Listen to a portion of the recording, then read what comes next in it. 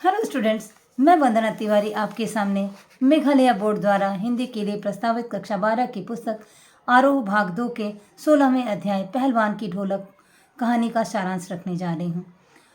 पहलवान की ढोलक कहानी फणीश्वर नाथ रेणु की रचना है। तो कहानी प्रारंभ करने से पहले थोड़ा फणीश्वर नाथ रेणु के बारे में जानेंगे। तो मैं प्रारंभ करती हूँ फणीश्वर नाथ रेणु के बारे में पहले, फिर कहानी आरंभ करेंगे। तो फणीश्वर नाथ रेणु जी हिंदी साहित्य के उपन्यासकार के रूप में प्रतिष्ठित रहे हैं और उनका जीवन काफ़ी संघर्षों और उतार चढ़ाव से बीता है। साहित्य के अलावा विभिन्न राजनीतिक और सामाजिक आंदोलनों में भी उनकी सक्रिय भागीदारी रही है।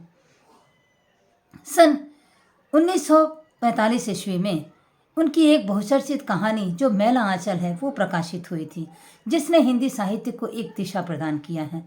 और फणीश्वर नाथ रेणु की बहुत हिंदी साहित्य को दिशा प्रदान करने वाली कहानियों में पहलवान की ढोलक भी एक कहानी है। यह कहानी रेणु की समस्त विशेषताओं को एक साथ अभिव्यक्त करती है। अर्थात अब यूँ कह सकते हैं कि फणीश्वर नाथ रेणु की लेखनी में जितनी क्षमता है वह आपको पहलवान की ढोलक कहानी को पढ़ने के बाद या जानने के बाद आपको महसूस होगा कि उनकी सारी विशेषताएं इस कहानी में अभिव्यक्त हुई हैं और इनकी कहानियों में गांव और संस्कृति के जीवन को जीवंत करने की अद्भुत क्षमता है। तो ये रहा फणीश्वर नाथ रेणु के बारे में थोड़ी सी जानकारी। अब आते हैं कहानी में। तो ये कहानी रेणु जी ने लिखी है जो व्यवस्था बदलने के साथ साथ किस तरह लोक कलाकार और लोक कला दोनों ही अप्रासंगिक हो जाती है। अर्थात जब समाज बदलता है, थोड़ा सा सत्ता में परिवर्तन होता है, व्यवस्था बदलती है, तो किसका असर किसके ऊपर पड़ता है। अर्थात लोक कलाकार जो होते हैं वो अप्रासंगिक हो जाते हैं, उन पर सबसे ज़्यादा प्रभाव पड़ता है। तो ये कहानी ऐसी है। श्यामनगर एक है गांव, जिसके पास एक गांव था जो सर्दी गर्मी में हमेशा हैजा और मलेरिया से ग्रस्त था। वहाँ की कहानी है ये। श्यामनगर के पास एक गांव था जो सर्दी में हैजा और मलेरिया से ग्रस्त था। लेखक आगे लिखते हैं कि चारों ओर सन्नाटा था। पूरे गांव में मलेरिया और हैजा फैला हुआ था। पूरे गांव में पूरा सन्नाटा फैला हुआ था और घना अंधेरा छाया हुआ था। रात्रि की पूरी घनी अंधेरी रात थी।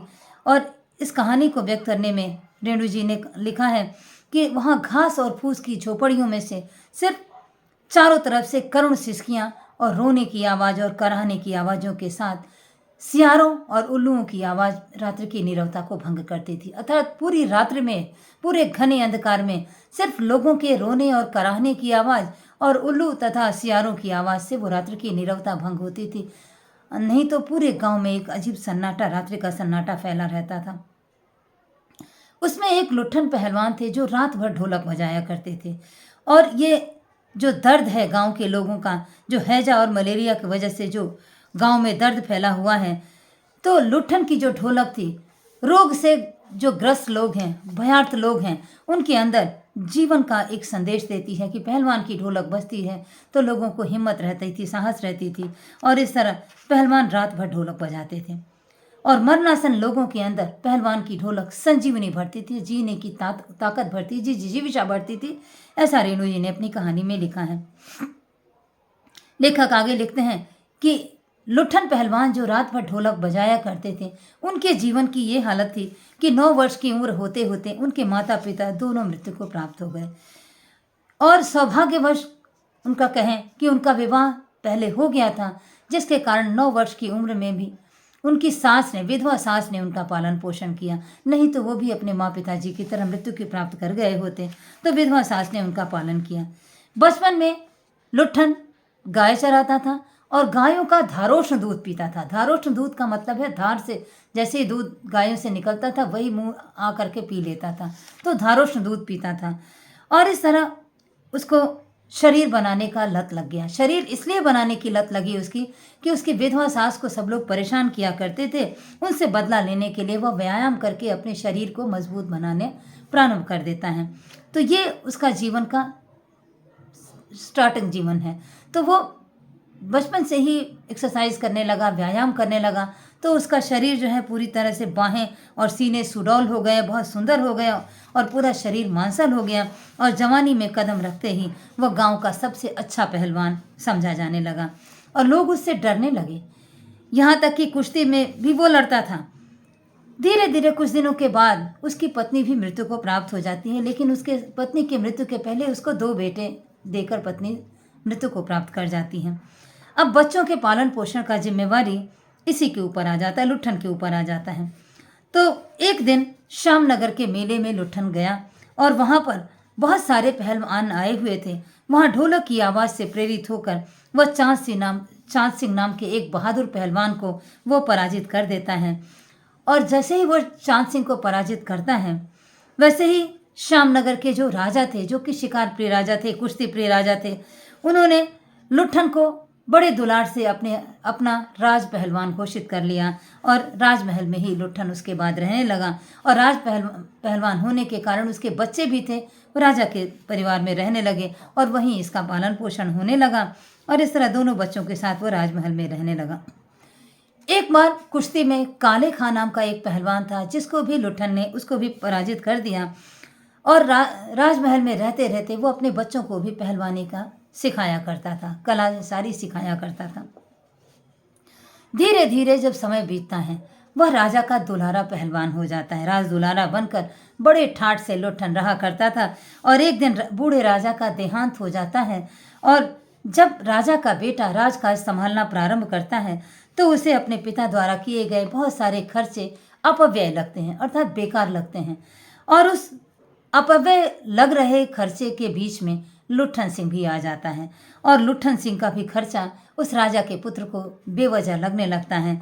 उसने राजा के पुत्र ने इनको बिना कुछ कहे उनकी छुट्टी कर दी और अपनी तरफ से कुछ बात रखने का भी उन्होंने मौका नहीं दिया। इस तरह लुट्ठन पूरी तरह से बेकार हो गए और राज परिवार से निकल गए और गांव आते हैं। गांव के सारे लोग मिलकर उनके लिए फूस की एक झोपड़ी बांध देते हैं और रहने का इंतजाम कर देते हैं। धीरे धीरे गांव के लोगों से थोड़ा भोजन भी मिल जाता था और धीरे धीरे वहाँ पर लुट्ठन जो है गांव के बच्चों को कुश्ती और पहलवानी सिखाया करते थे और सारे बच्चों को सिखाने के कारण वहाँ का वातावरण लुट्ठन के लिए अच्छा हो गया था। गांव में सब लोग बड़े अच्छे तरह रहते थे।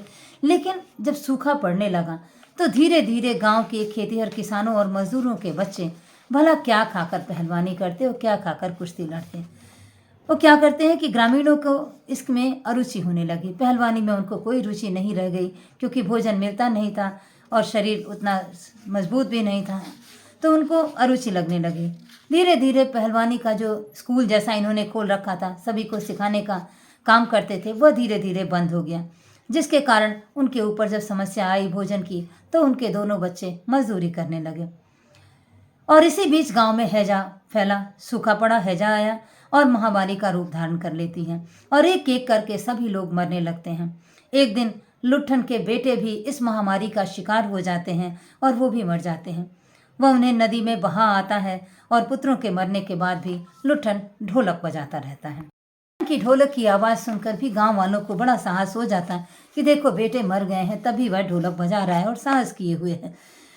धीरे धीरे एक दिन ऐसा आता है कि गांव में वो ढोलक बजनी बंद हो जाती है और 4-5 दिन के बाद धीरे धीरे जब ढोलक बजनी बंद हो जाती है तो सारे लोग ये चिंता कर रहे हैं कि ढोलक बजनी बंद हो गई।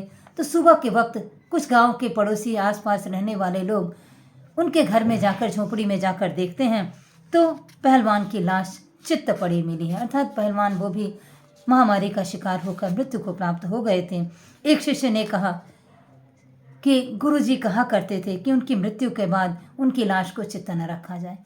तो जब उनके मरने के बाद उनके अंतिम संस्कार की बारी आई तो उनके एक शिष्य ने ऐसा कहा कि गुरुजी कभी चित्त होकर लेटना नहीं चाहते थे। उन्होंने कहा था कि मेरी मृत्यु के बाद भी मेरी लाश को चित्त मत लेटाना, और इस तरह क्योंकि उन्हें चित्त होना कभी भाया नहीं था। और इस तरह लुट्ठन को जब अंतिम संस्कार करने ले जाया गया तो पेट के बल चिता पर लिटाया गया और उन्होंने यह भी कह रखा था कि जब मेरी चिता में आग सुलगाना तब ढोलक बजा देना।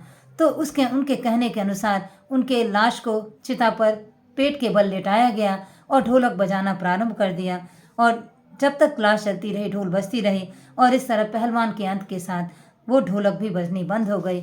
इस तरह फणीश्वर नाथ रेणु ने एक जीवंत कहानी प्रस्तुत की है जिसमें एक पहलवान जो कि बड़ा साहस करता है, बड़ा हिम्मत करता है, लेकिन राजा के बदल जाने से किस तरह लोक कलाकार अप्रासंगिक हो जाते हैं। इस विषय में मैं आपको थोड़ी-सी एक बात और बताना चाहूँगी कि बहुत सारी लोक कलाएँ थीं हमारे भारत में पहले।